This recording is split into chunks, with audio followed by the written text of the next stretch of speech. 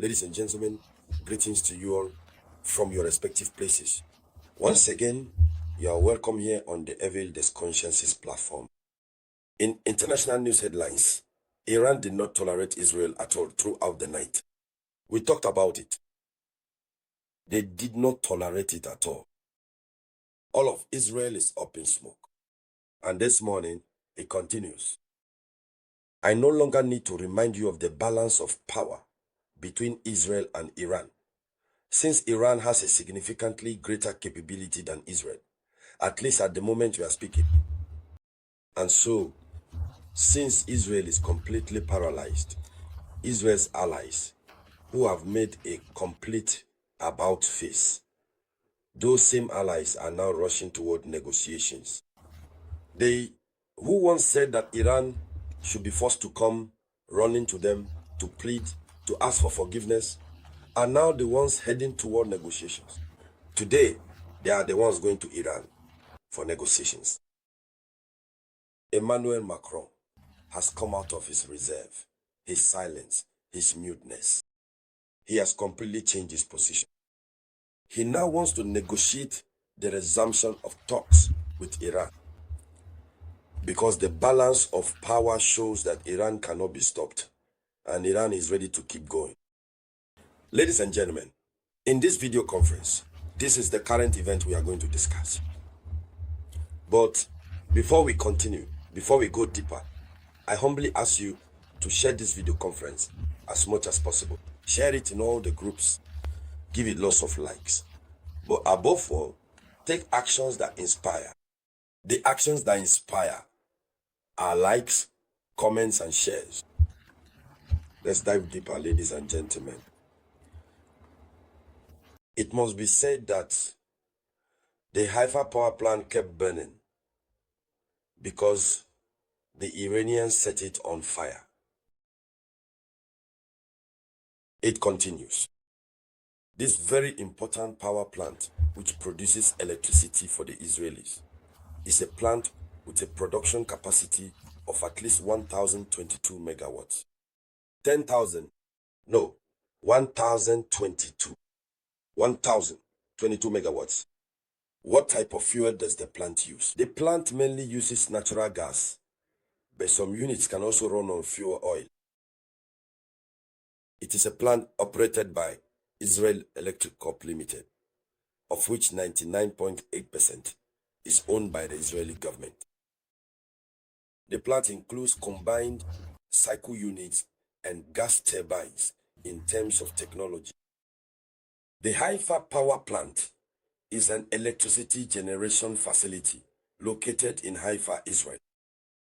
So it's such an important power plant, but it's the one that's still burning. Yes, right before the helpless eyes of the Israelis. I already told you, the intelligence service building, the Mossad building itself, as I speak to you right now, is actually on fire. They have also sent this building to its eternal rest, its final rest. The refinery at the Haifa power plant and its subsidiaries are currently closed because the plant itself is burning. Some parts of the port of Haifa are burning. In any case, Haifa has suffered the true cause of Iran's weapons. Yes, because for 3 days now, things have not been going well in Haifa. So, beyond this aspect, ladies and gentlemen, we have the French president, Emmanuel Macron, breaking his silence. He says this: we are ready to resume serious negotiations on nuclear issues with Iran. We are ready. It is only now that France declares itself ready. Yet, when it all started, when Israel attacked Iran, what did France say?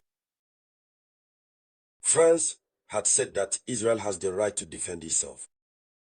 They thought that Israel would be in a position of strength over Iran, and then they would force Iran to submit to their whims, to their ideology. Do you see? The big question that always comes up is why Israel has the right to acquire nuclear weapons. France has the right to acquire nuclear weapons, but Iran does not have the right to acquire nuclear weapons. What is the answer to that? Is that international conventions prohibit it.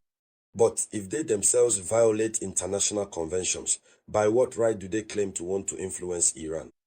These are the questions that arise. Let's go deeper. President Emmanuel Macron has expressed his desire, or at least France's desire, to resume serious negotiations regarding Iran's nuclear program. What should be noted is that this statement comes at a time of tension, as we already know, concerning the Iranian nuclear agreement. This Iranian nuclear agreement, known as the Joint Comprehensive Plan of Action, JCPOA, is the agreement on Iran's nuclear program that was being developed. But the United States of America withdrew from it in 2018. So this left Iran with the opportunity to continue focusing directly on its nuclear program, on the development of its nuclear capabilities. So Iran, in response to this agreement, Iran decided to withdraw, to exempt itself from the requirements of this agreement. Since the Americans began the Americans, and more broadly, the Western countries began to impose severe sanctions on Iran, Iran says, well, listen, you're sanctioning me for something I haven't even started doing yet, so I'm going to do it. Iran continued.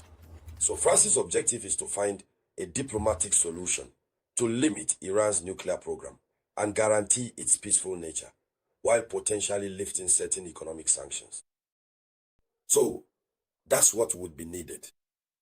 If they want Iran to agree to resume negotiations, they would have to agree to lift the economic sanctions that are weighing on Iran. And you see, as they sanction Iran, they also sanction Russia. As the saying goes, birds of a feather flock together.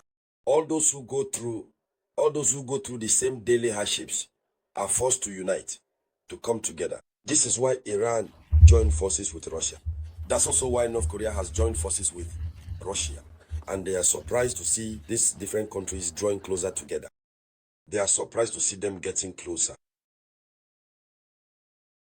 And the problem is, there is a major challenge that arises regarding the renewal, because Iran has gradually reduced its commitments to this agreement, and in response to American sanctions in particular, Iran has increased its level of uranium enrichment, which is a source of concern for Western powers.